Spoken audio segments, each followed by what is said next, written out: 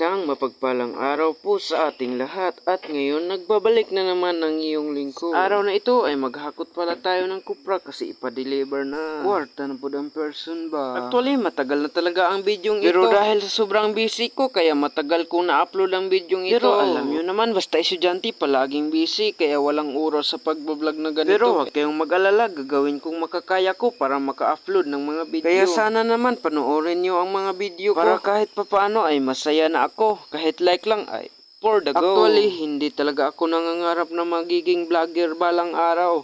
Ang sa akin lang ay masaya ako sa aking ginawa, yun lang. Masaya na ako sa tuwing nakikita ko ang sarili ko na nagagawa ko ang hindi nagawa ng ibang tao. At kahit isa lang ang reactor ko at isang view, masaya na ako. Ang importante, may napasaya tayong ibang tao. Kaya sa mga baguhan dyan na katulad ko, huwag kayong susuko, kaya nyo yan, kayo pa. Shoutout nga pala sa mga nanonood dyan, especially sa aking guro noon sa elementarya, shoutout sa inyo. At sa lahat-lahat ng nanonood sa aking mga video, shoutout sa inyo, mabuhay po kayo. Pero pwede naman kayong magpakamatay kung gusto nyo. Charot lang. Sobrang thankful ko talaga kahit hindi maganda ang mga video ko pero mayroon pa rin nanood kaya thank you sa inyong lahat. Sana patuloy kayong magsusuporta. Ito palang hinahakot namin ngayon na kupra. Ito pala yung nilulugit natin nakaraan nating vlog. At dahil ngayon ay wala tayong pasok sa paaralan, ano pa ba ang dapat nating gawin? Itumulong sa ginikan. So yun. Kung nakita nyo yun na yun. Sana makita nyo yun ang video ito para dagdag views. Charot. So kasama ko palang aking mga kapatid dito naghahakot ng mga kupra. Para madali lang. Hindi na tayo mahihirapan kasi malayo-layo rin ang ating hahakutan. At ang tagatahi pala natin dito mga guys ay ang ating ama. Siyempre tayo ay lukdura tao kupra ay natural kusgan gud ta.